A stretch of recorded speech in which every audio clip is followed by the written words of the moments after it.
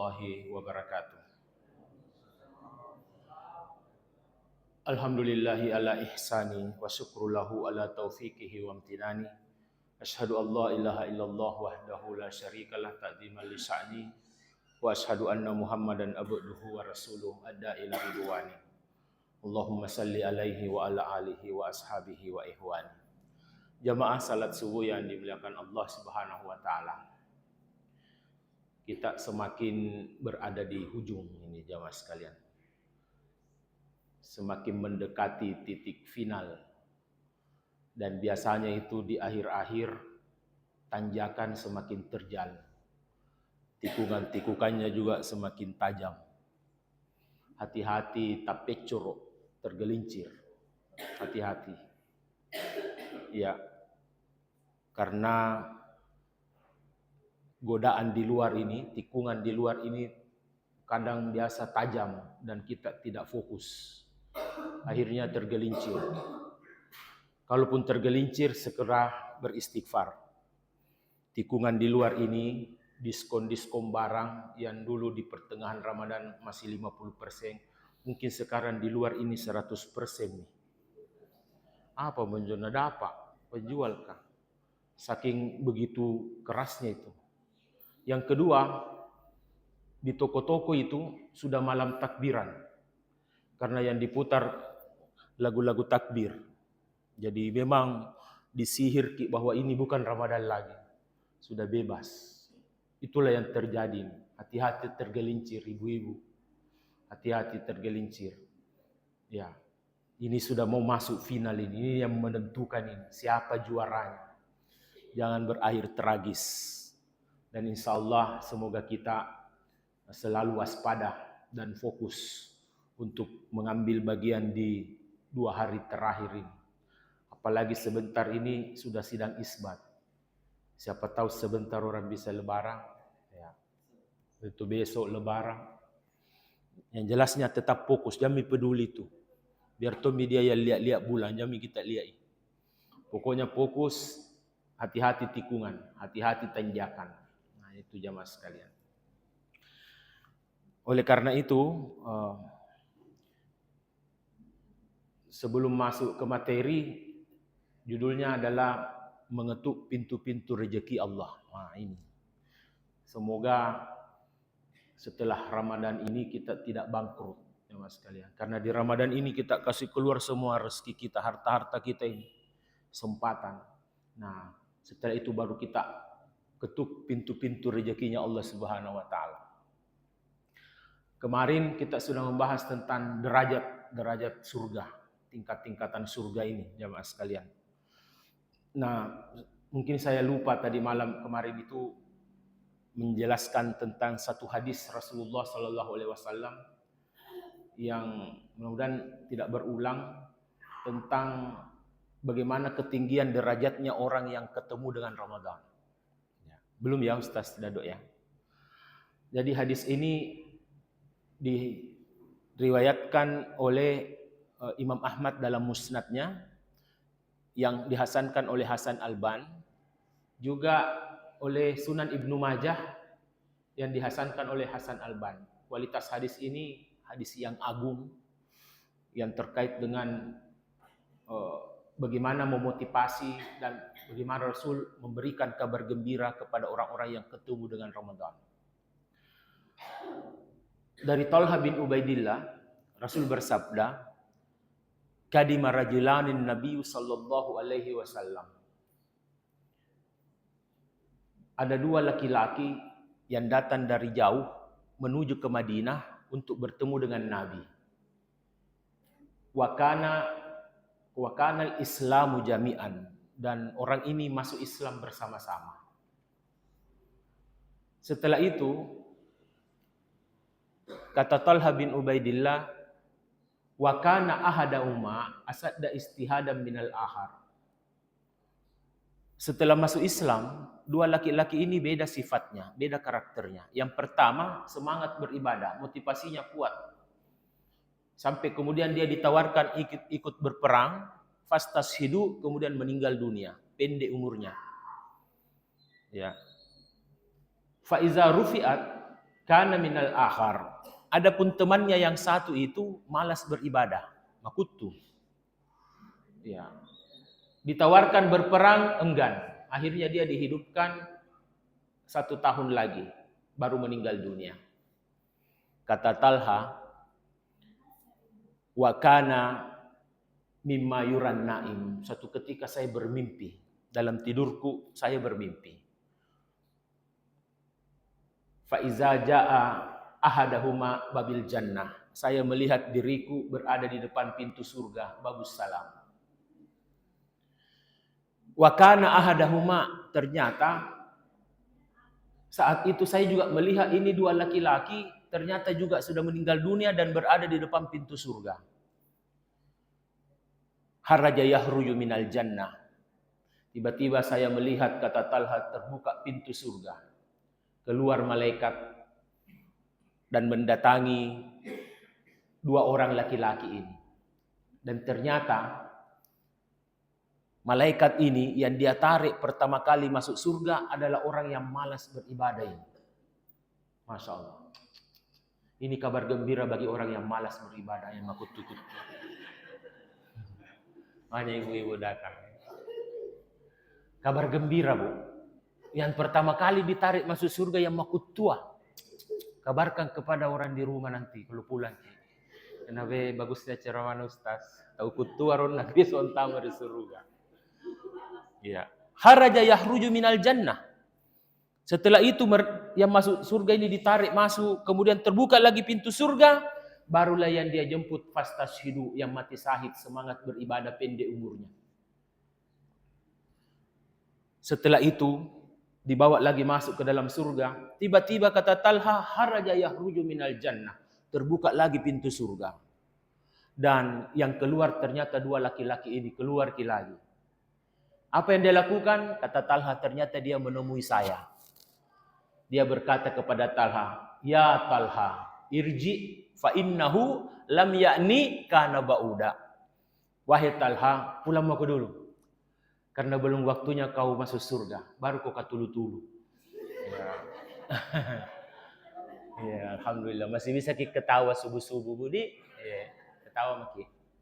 Nah, setelah itu Talha mengatakan, terbangunlah Talha dari mimpinya. Waktunya diusir pulang, terbangun dia, bingung.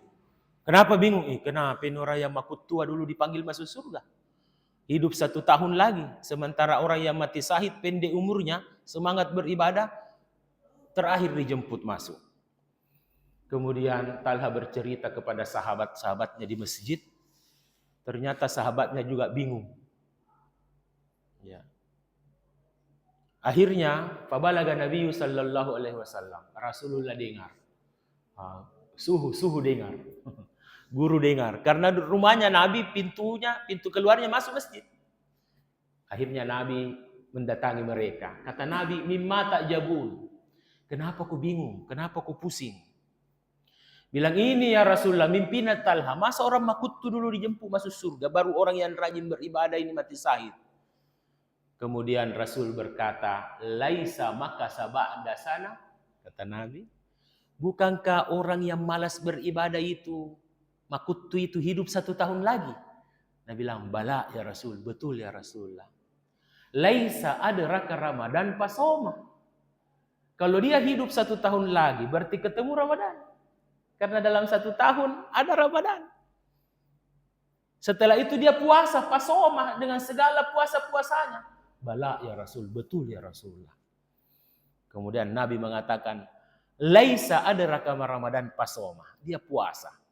Sajada kam yasjudu. Selama Ramadan itu pasti dia sujud dengan segala sujud-sujudnya. Dia sujud di salat tarawihnya, di salat-salat berjamaahnya, salat-salat sunnahnya, salat-salat malamnya. Bala ya Rasul, benar ya Rasulullah. Kemudian Rasul menutup sabdanya dengan berkata, falama bainahuma abyadu bainas sama'i wal ard. Derajat surganya, ketinggian surganya, orang yang malas beribadah tapi ketemu Ramadan, kemudian dia berpuasa di bulan Ramadan, sujud di bulan Ramadan, itu sejauh-jauh bumi dan langit dibanding surganya yang mati syahid tapi tidak ketemu Ramadan. Allahu Akbar. Bahagianya Ibu Di, kita alhamdulillah ketemu lagi Ramadan. Derajat surganya sejauh-jauh bumi dan langit. Dibanding surganya orang yang mati syahid, tapi tidak ketemu Ramadan. Kalau ini dengar semua orang satu jalan Incek Dengoyo, penuh masjid ini. Tapi itulah, orang yang juara itu sedikit. Juara itu tidak banyak. Piala itu juga diberikan kepada orang-orang yang sedikit. Dan alhamdulillah, insya Allah, siapapun pemenangnya, yang pasti di dalam ini adalah juaranya. Ya, seperti lagu, seperti judul lagu ya. Alhamdulillah. Nah, makanya luar biasa juga tahun ini Pak Ketua. Barusan ada masjid begini pengajian. Dipilih ustaz-ustaz. Kemudian 2 kali berturut-turut. Ini Ustaz Dado ini luar biasa. Baru pertama kali juga Ustaz Dado daripada itu yang cepat-cepat ini 2 ustaz, 2 waktu, 1 ustaz. Baru dipilih. Ustaz-ustaz hebat, semua golongan. Ada Ustaz Sudirman, Ustaz Irwan Fitri, Bahrun Nida, orang terkenal semua. NU, pokoknya semua terima kecuali yang Nasir. Yang mau terima Nasir, yang terima, alhamdulillah. Saking semangatnya ini hari, Ustaz Dado luar biasa. Ya beginilah Ustaz kalau orang tua kita bersifat sangat mengerti manajemen.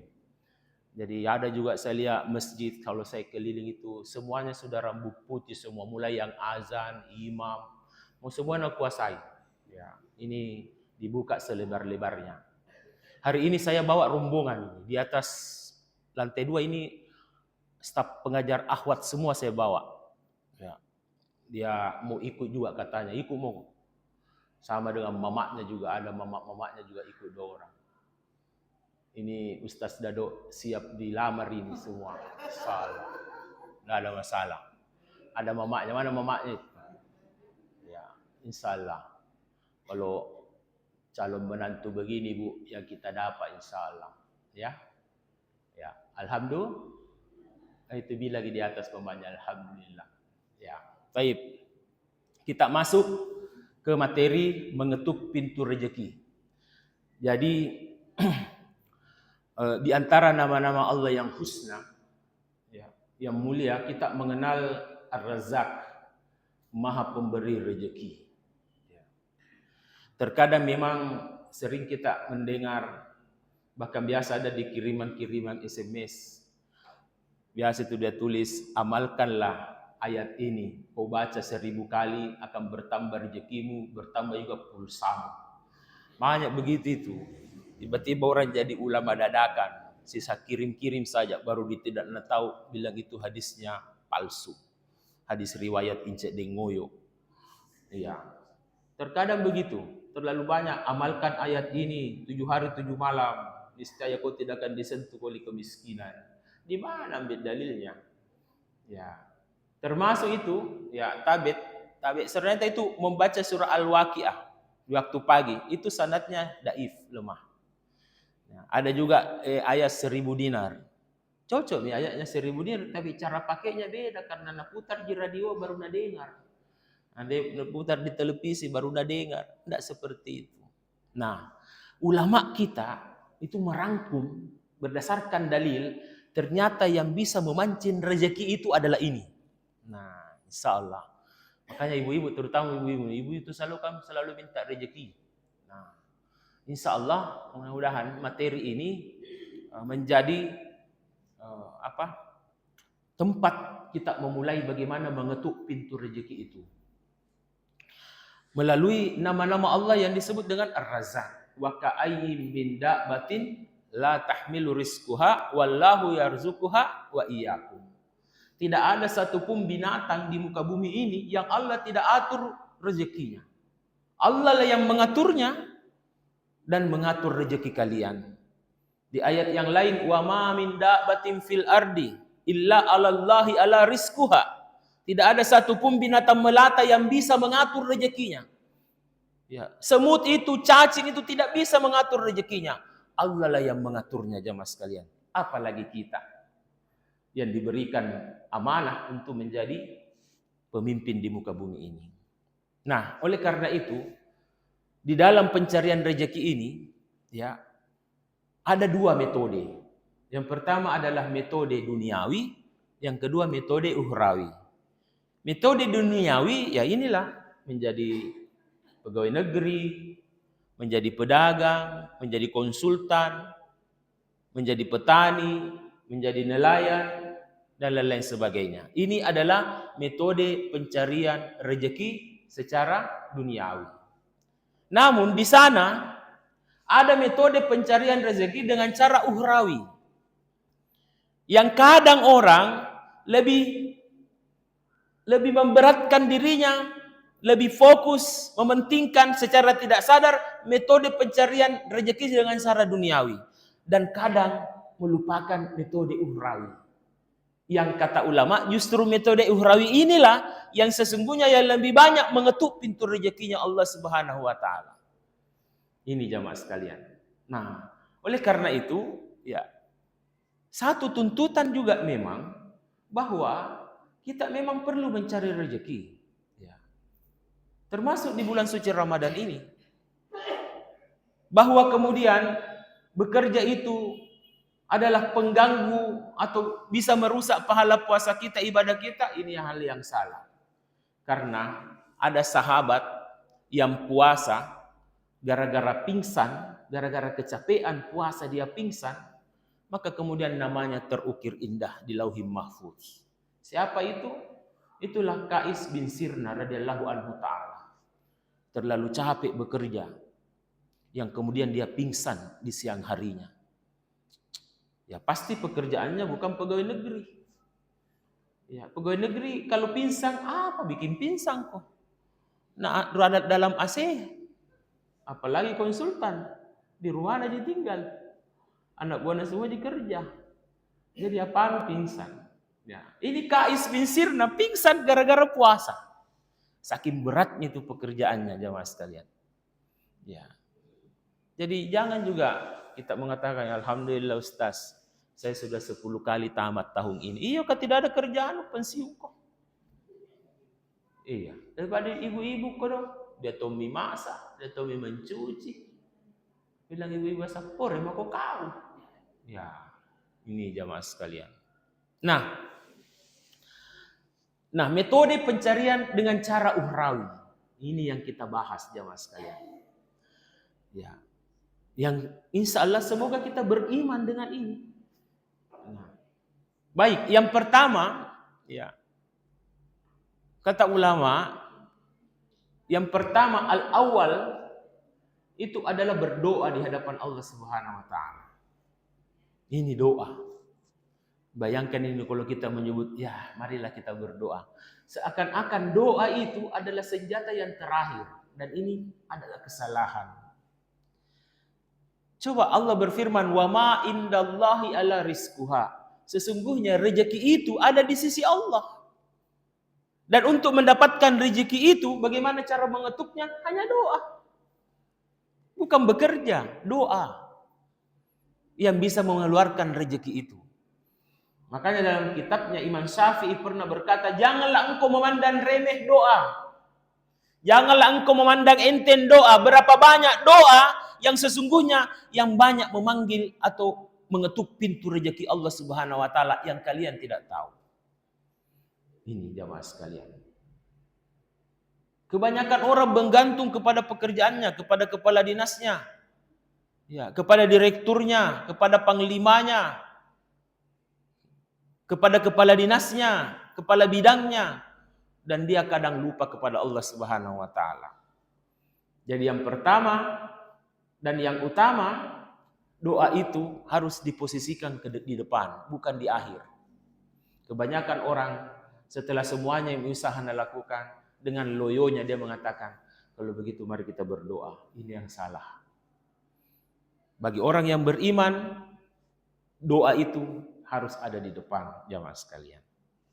Yang kedua, di antara pintu-pintu mengetuk pintu rezeki Allah Subhanahu wa taala adalah bertawakal. Apa ayatnya? Allah Subhanahu wa taala berfirman, "Wa may yatawakkal 'alallah fahuwa hasbuh."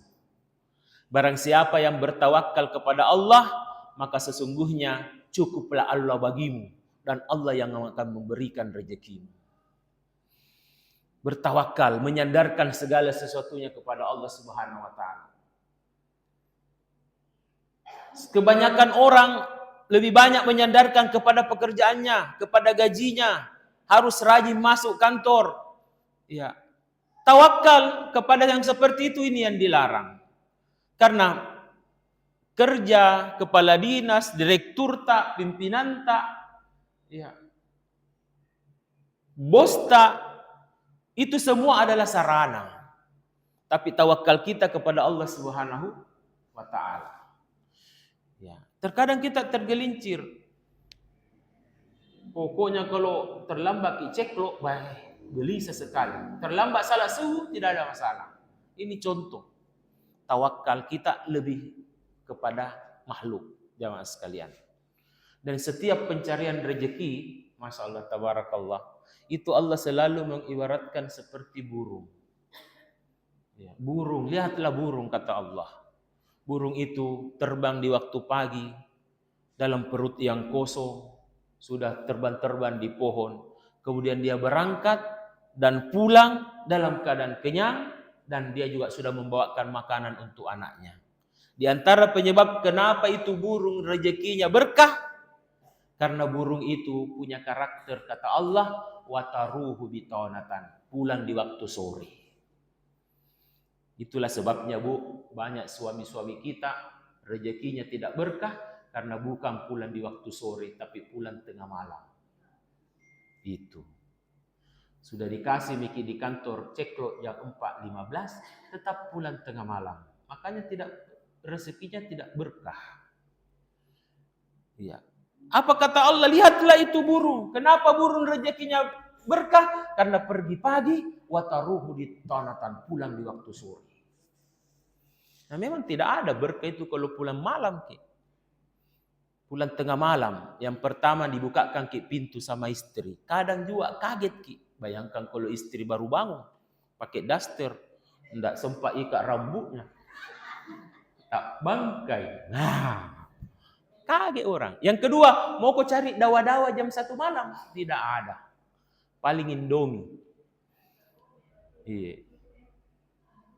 Indomie. Itu Nabi bilang ibu, daster robek-robek dan pakai. Bagaimana bisa berkah, Pak? Ya. Makanya kalau suami pulang tengah malam itu susah, tidak berkah rezekinya. Ya. Ini jamaah sekalian. Itu yang kedua. Dihafal ya. Tidak ada yang pegang catatan, ya. Tapi kita insyaallah semua seperti Imam Syafi'i. Imam Syafi'i itu mendengar pengajian pulang, nah hafal semua apa Nabi bilang ustaznya. Ya. Yang ketiga, kata Allah Subhanahu wa taala, di antara metode mengetuk pintu rezeki Allah adalah bertakwa kepada Allah Subhanahu wa taala. Ini yang ketiga, bertakwa. Apa dalilnya? Allah berfirman, "Wa may yattaqillaha yaj'al lahu mahraja wa yahruju min haitsu la yahtasib." Barang siapa yang bertakwa kepada Allah, maka Allah akan membukakan kesulitan hidupnya dan akan memberikan rezeki yang dia tidak tahu dari mana datangnya. Sering kita dengar ini. Ya, tapi kadang kita tidak beriman, tidak sadar bahwa betapa banyak orang tidak terlalu capek di bekerja. Ya, tidak terlalu sampai harus lembur, tidak setengah mati tiba-tiba dapat rezeki. Kata Rasulullah, kalau engkau begitu berarti sesungguhnya engkau telah bertakwa saat itu. Masya Allah. Berimanlah kepada ayat ini. Wa may yattaqillaha yaj'al lahu mahraja. Apa itu bertakwa? Memelihara diri dari hal-hal yang dilarang oleh Allah, kemudian memelihara diri untuk selalu melakukan apa-apa yang diperintahkan oleh Allah. Itulah takwa. Banyak orang ada saja itu kayak di kantorku itu tidak sekampung je dengan Pak Gubernur, bukan dia tim pemenang, bukan tonje tim relawan. Tapi ada jabatannya, bisa diangkat jadi kepala seksi, kepala bidang. Ada orang setengah mati di warkop sama, ipuang. Biar pimpinannya Jawa, bilang tong ipuang, padahal Jawa. Ya. Harus pi di warkop na temani, harus pi kemana-mana. Akhirnya pas penunjukan tidak dipilih tonji. Makanya ada orang tidak capek-capek cari muka, tapi dapat jabatan.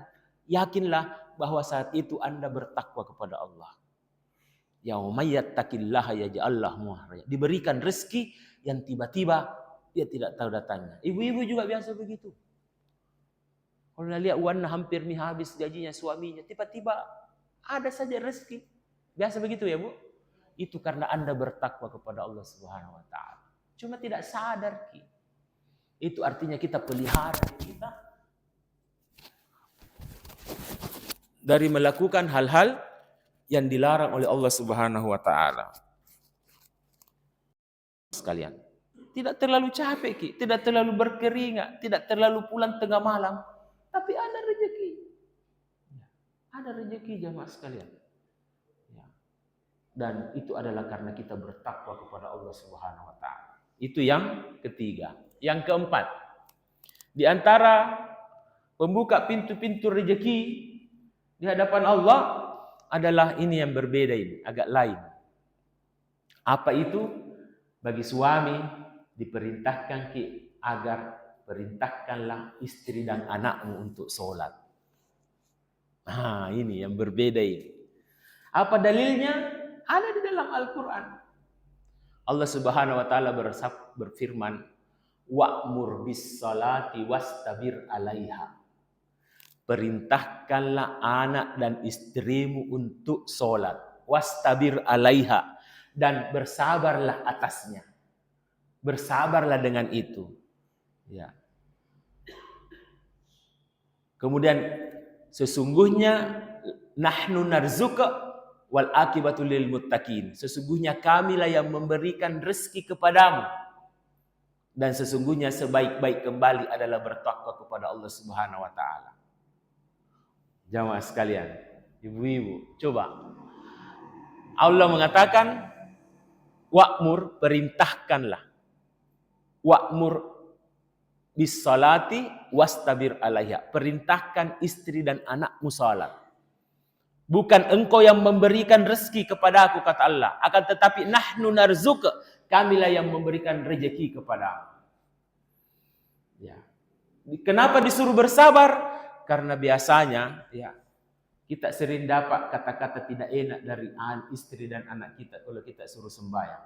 Karena masalahnya ini, Bu, disuruh suami selalu terbiasa mulutnya perintahkan anaknya sama istrinya sholat. Perintah supaya dikasih rezeki.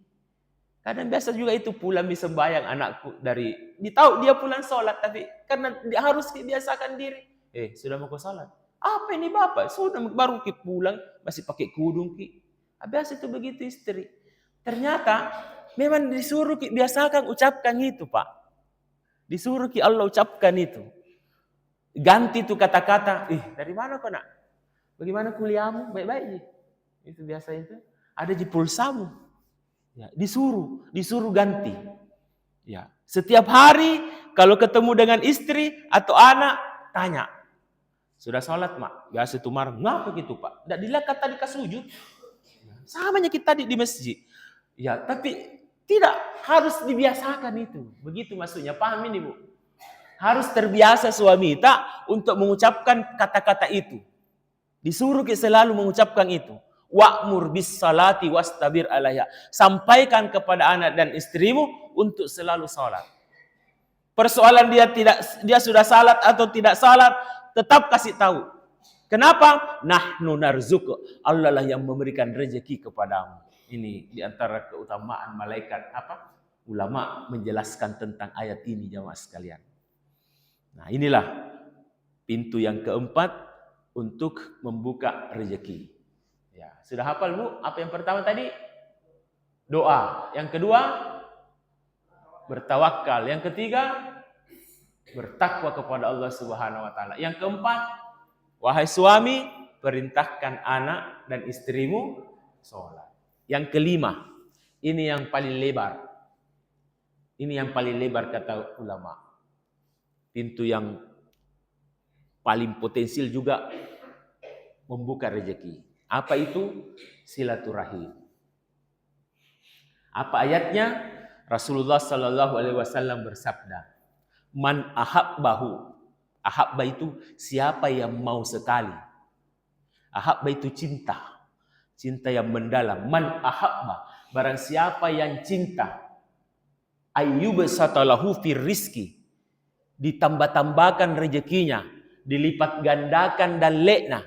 Wayunsi'a asari. Kemudian dipanjangkan umurnya. Dua ini. Siapa yang mau sekali. Man ahabbahu. Ayyub satalahu fir rizki. Ditambah-tambahkan rezekinya. Dilipat gandakan dan lekna. Wayunsi'a asari. Dipanjangkan umurnya. Falyasim rahimah. Hendaklah dia menyambung silaturahim. Itu. Makanya itu orang yang banyak bombekna, sudah pendek umurnya, tidak ada tumpi wanda. Yang banyak bombekna. Majelis taklim nana bombe, teman masjid nana bombe, teman kantor nana bombe, tetangga nana ada bombekna, jemaah masjid ada bombekna, sambalus sayur juga ada bombe. Tidak ada nih. Ini jamaah sekalian. Jadi siapa yang mau sekali, man ahabba, coba ditambahkan rezekinya, dilipat gandakan, kemudian dipanjangkan umurnya, hendaklah dia menyambung silaturahim. Nah, ini ada yang perlu diperbaikin. Karena sekarang saya lihat silaturahim atau silaturahmi sudah kemana-mana nih. Mau kemana ini? Ada acara silaturahim angkatan 90 Desember 4 Ces. Wah. Itu bukan silaturahim. Itu kata ulama kumpul-kumpul. Yang dimaksud silaturahim itu kalau ada hubungan darah, ada hubungan keluarga. Ini teman SMA mana? Ada orang Papua, orang Kalimantan. Baru Nabi bilang silaturahim. Ayo kita pergi silaturahim alumni SMA 1 di Warkop. Bagaimana bisa? Itu bukan silaturahim, itu kumpul-kumpul kata ulama. Yang dimaksud dengan silaturahim adalah kalau di situ arisan keluarga. Nah, itu silaturahim. Itulah yang memancing rezeki dan memperpanjang usia. Ini tidak. Jauh napi gitu sana menangis kalau hari lebaran. Semua tetangganya nasalami menangis. Banjir-banjir air matanya. Baru tidak baku omong saudara. Sibuk. Nah. Ada begitu. Menangis sejadi-jadinya pada tetangga naji, teman SMA naji, alumni TK naji. Batin ngaruh. Apa hari? Tidak baku omong itu. Tantenya tidak ngomong. Nya tidak baku omong. Saudaranya tidak baku omong. Nah itu yang silaturahim. Makanya itu kadang kita lihat kalau baku salaman itu sama kakak tak lama kita tidak baku bicara tuh. Baru salaman, baru baku peluk itu kalau menangis ki baik. Anu mantongi dirasa itu kayak garuan mantongi juga barambang. Iya, kalau keluarga itu atau om tak yang pernah dulu mau ki menikah nana larang ki sikalina istri tak ternyata bahagia ki. Malu-malu mi om tak. Setelah itu kita datang salaman minta maaf. Enaknya. Itu yang dimaksud Nabi. Yang mengangkat, memanjangkan usia, menambah rezeki. Bukan teman SMA, teman kampus. Batin ngaruh. Padahal tidak baku omong saudara. Selesai saja. Ya. Satu lorong menincik dengoyok. Nasalami semua. Baru ada saudaranya di pampan tidak baku omong. Ini yang dimaksud silaturahim. Itu jamaah sekalian. Ini semua na bombe. Beku musuh. Ketua masjid na juga na bombe. Apa mau dapat? Ketua masjid na bombe. Tinung dapat THR. Ya. Saya belum dapat THR. Biasa dapat kak. Datang siapa tahu ada tanda-tanda sebentar. Nah. Ini jamaah sekalian. Ustaz Daduk nu bombe. Apa modal lu? Nggak ada kasih ke kue. Nah ini yang keberapa Ibu? Itu ada perbedaan di antara ulama. Ada 4, ada 5. Jadi sekarang ke-6. Saya lagi marah. Yang ke-6, ini juga luar biasa jemaah sekalian.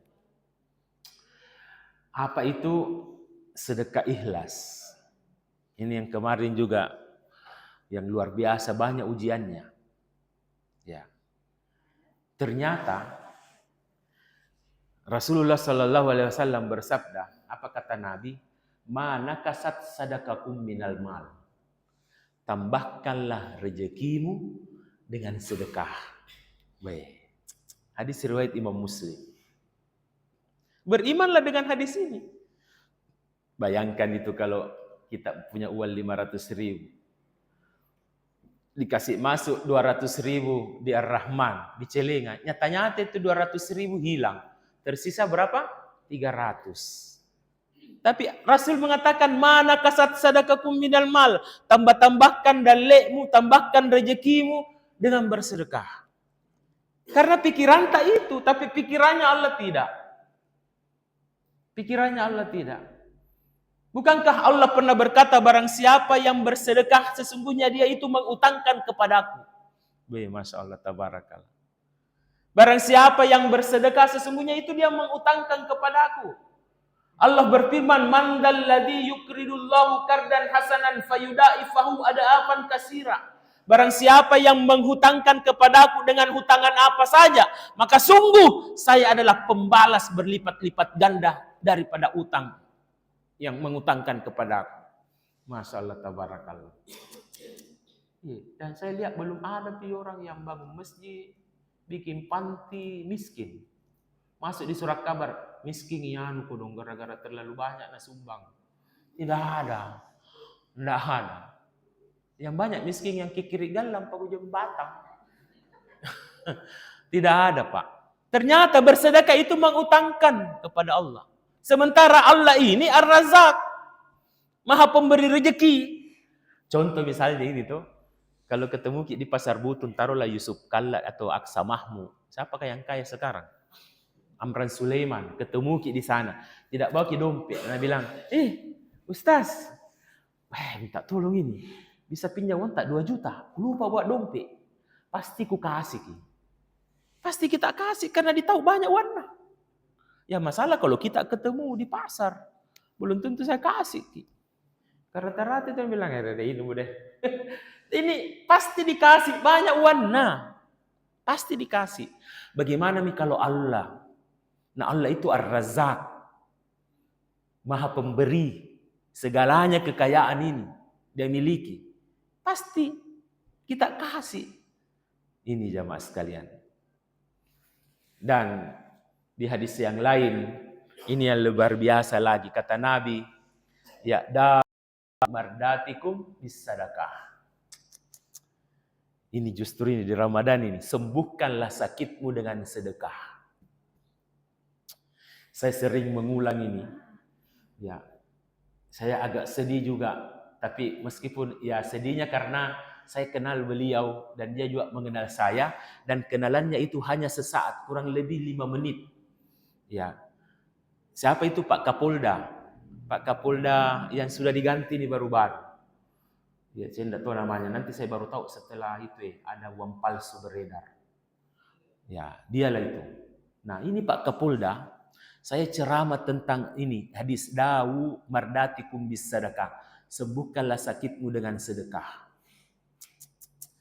Setelah saya khutbah Jumat di Polda itu, saya masuk ke ruangan baru saya tahu dia Pak Kapolda. Tinggi, dia datang ke saya. Dia sampai berkaca-kaca matanya. Dia bilang ke saya, Ustaz, terima kasih banyak. Ya, istri saya itu stadium 4 kandungan, kanker rahim. Ya, dengan sedekah yang dia lakukan, tapi saya tidak mau kasih tahu apa sedekahnya untuk menjaga amalan beliau. Itu setelah di CT scan hilang itu kankernya. Dia bulan Ramadan ini saya tidak bohong. Dawu mardatikum bis sadaqah. Sembuhkanlah sakitmu dengan sedekah. Masya Allah, tabarakallah. Iya Bu, banyak sekali kisah.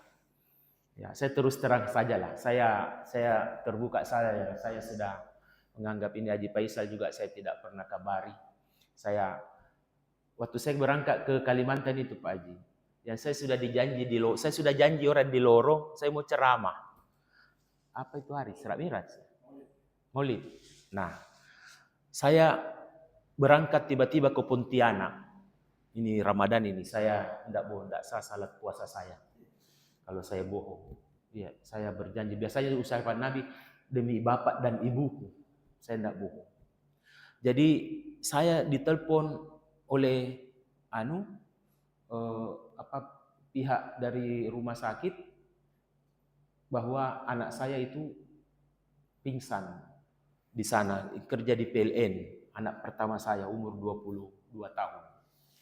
Nah, ternyata hasil CT scan itu tumor otak. Saya punya anak. Makanya saya tinggalkan itu ceramah, saya langsung pergi karena istri saya sudah ada di situ duluan menjaga. Menelpon bahwa anakmu sudah diminta puasa karena besok mau dioperasi bedah kepala. Maka berangkatlah saya. Luar biasa itu, jam 3 subuh. Ya. Jam 3 subuh berangkat. Saya juga sudah dapat kabar dari Ustaz Rahmat, katanya Haji Faisal bertanya, kenapa Ustaz Mursalim tidak jadi ceramah? Gitu. Nah, akhirnya sampai di Samarinda, transit. Ya, sedikit lagi. Di Samarinda transit, saya dapat kabar. Ipar saya menelpon dari Makassar, dapat info dari istri saya di Pontianak, dia bilang, ada miskomunikasi. Dokter anestesi itu tidak baku cocok dengan dokter bedah kepala. Dia mengatakan, kenapa ini anak kasihan diburu-buru sekali dioperasi mau dibelah kepalanya. Sementara kan kondisi tubuhnya belum bagus, baru 1 hari sadar dari pingsan. Nah, yang kedua, kenapa harus dioperasi di Pontianak? Apa kurangnya di Makassar? Nah, di Makassar keluarganya juga banyak di situ. Di sini tidak ada orang. Ada Wahidin, ada Unhas, ada Awal Bros, lebih bagus daripada di Pontianak. Masuk akalku. Pas saya langsung berangkat lagi dari Samarinda ke Pontianak, saya langsung pakai naik ojek. Saya naik ojek ke sana biar cepat. Saya bilang, batal, jangan kianu. Tidak jadi operasi dokter. Bilang, harus tanda tangan. Bilang, saya siap tanda tangan. Akhirnya saya tanda tangan. Nak, jangan kau bawa Saya lihat anakku begitu lemah, baru pertama kali itu saya lihat, saya bilang, makan nih, minum nih, tidak jadi. Akhirnya setelah tanda tangan, dia bilang, bagaimana Pak, tidak boleh pulang, naik pesawat. Kami khawatir tumor itu bisa pecah, pembuluh darah di dalam kepala ini. Karena sudah ada CT scan-nya. Bilang, boleh tapi naik mobil. Naik mobil dari Pontianak, bisa Pak ke Makassar nih. Bisa, 6 hari, 7 hari. Datuk di mana lewat. Saya bilang jangan nih, rawat saja. Akhirnya dirawat aja. Dirawat 15 hari di Pontianak. Sampai ketemu layak terbang. Setelah itu dia layak terbang. Ya. Jadi layak terbang, langsung saya duluan, saya jemput di bandara, langsung masuk ke rumah sakit. Saya tidak usah sebut rumah sakitnya ya, karena ada masalah di situ. Nanti ketahuan lagi. Ya, jadi masuklah di rumah sakit. Setelah itu 2 hari di situ saya minta MRI. Jadi ini juga pelajaran bagi kita. Jangan percaya satu dokter, jangan percaya satu ustaz. Belum tentu. Jangan percaya. Istilahnya itu second opinion. Cari. Nah, CT scan, hasil CT scan dari rumah sakit yang mewah itu di Pontianak karena BUMN. Itu di atasnya CT scan namanya MRI. Kalau CT scan 750 tidak pakai BPJS, kalau MRI 4.700.000 pakai BPJS. Nah, ini yang mati-mati BPJS nah, waktu nasaki urus sekali sembuh tidak bayar, waspada kok. Iya, karena lebih tinggi dendanya daripada iurannya. Iya. Kan begitu orang tobat-tobat Lombok. Kalau sakit baru urus BPJS, kalau sembuh tidak nak bayar iurannya. Nah, tapi itu orang lain bukan di sini ya. Nah, setelah itu Emirai jam 2 siang saya sementara duduk-duduk dengan ada beberapa temannya, saya punya istri, tiba-tiba saya dipanggil dokter. Ada Pak Mursalim, bilang saya. Bisa ke ruangan, seperti sinetron, masuk Mbak di dalam itu. Dia bilang, Pak, sabar, banyak berdoa. Kami mau edukasi Bapak ke dokter saraf. Karena ini hasilnya, dia kasihlah HP-nya, ternyata memang tumor. Nanti saya pilihkan ke dokter yang terbagus, Pak. Bilang, oh iya. Weh, ini sudah anak pertama, mimpi-mimpi tatong kodong punya anak kerja di PLN, BUMN, anakku penghafal 30 juz ini. Tidak masuk di pesantren. 3 anak saya laki-laki 30 juz semua, Pak. Tidak pesantren. 7 jam saya pusing luar biasa. Setelah salat subuh, masih gelap itu pulang dari salat subuh di Unhas itu. Tiba-tiba datang dokter yang sama, perempuan. Nah kasih begini tangannya, nah panggil Kak keluar, tidak masuk kamar di belakang mami itu pintunya rumah sakit berdua gelap-gelap. Dia bilang, Pak minta maaf, ternyata kami salah lihat, radiologinya salah lihat, bukan tumor. Allahu Akbar, bukan tumor. Nah bilang pendarahan pendarahan. Saya bilang tidak salah Bu, Allah yang kasih hilang. Ternyata ini anak saya dengan istri saya kerjasama, dia pi bersedekah. Tapi saya tidak mau kasih tahu apa sedekahnya. Dawu mardati kumbis sedekah, sembuhkanlah sakitmu dengan sedekah. Sekarang anak saya sudah sembuh. Insya Allah setelah ini Lebaran dia berangkat kembali ke Pontianak. Tidak ada operasi dan sebagainya. Percayalah Bapak Ibu sekalian, kalau ada anak tak kurang-kurang masih nakal, ibu-ibu ada masalah yang sakit, bersedekah. Ini masih ada waktu 2 hari ini. Ya, banyak pasti bapak-bapak juga. Dan termasuk ini Haji Faisal yang beberapa saat mau dipasangi cincin di Jakarta. Setiap hari dia kasih tahu kita berdoa. Tiba-tiba dia dikasih pingsan itu. Setelah itu dokter bilang, tidak jadi. Beliau juga ceritakan itu. Maka saudaraku, Bapak Ibu sekalian, luar biasa sedekah itu. Dan inilah pintu-pintu pembuka rezeki yang sempat saya sampaikan hari ini. Semoga setelah Ramadan ini banyak-banyaklah mengetuk pintu rezekinya Allah. Adapun itu bos tak, pekerjaan tak, gaji tak, tunjangan tak, itu hanya sarana. Semua rezeki itu ada di sisi Allah Subhanahu wa taala. Dan 6 langkah-langkah inilah yang sesungguhnya yang menjadi sumber rezeki kita jamaah sekalian. Sekali lagi mohon maaf atas segala kekurangan. Saya mohon maaf lahir dan batin. Siapa tahu ini kita ketemu lagi. Semoga Allah Subhanahu wa taala menerima amal ibadah kita di selama bulan suci Ramadan ini. Taqabbalallahu minna wa minkum. Subhanakallahumma wa bihamdik asyhadu an la ilaha illa anta wa astaghfiruka wa atubu ilaik. Assalamualaikum warahmatullahi wabarakatuh. Waalaikumsalam warahmatullahi wabarakatuh. Ya, para jamaah sekalian yang Allah Subhanahu wa taala, karena Ustaz tadi sudah menyampaikan mohon maaf lahir dan batin, tidak saya tanya jawab. Ibu-ibu di atas ada yang bersedekah, ada ibu bersedekah yang menerima dengan senang hati. Kebetulan juga biaya operasional dan sahur kita masih kurang, bagi bapak-bapak yang ingin berinfak, yang ingin bersedekah. Ya, last minute. Sudah tadi bapak-bapak sama Ustaz, ya silakan, mudah-mudahan bisa tertutupi sebelum takbiran besok atau sebentar malam. Saya kira kita cukupkan pengajian kita untuk subuh hari ini. Insyaallah kita masih tersisa satu lagi, kalau cukup 30 puasa kita. Jadi semuanya sekarang sudah kita 29 hari, 29 kali kita sudah mengisi subuh kita dengan pengajian seperti ini. Kemudian kita setelah ini kita sholat syukur secara bersama-sama. Semoga dengan latihan 29 hari itu bisa kita praktikkan di bulan suci Ramadan. Yang sekarang kami sampaikan dari dalam bulan kami maafkan kita tutup dengan alhamdulillahirabbil alamin. Subhanallahumma wa bihamdihi asyhadu an la ilaha illa anta astaghfiruka wa atubu ilaik. Assalamualaikum warahmatullahi wabarakatuh.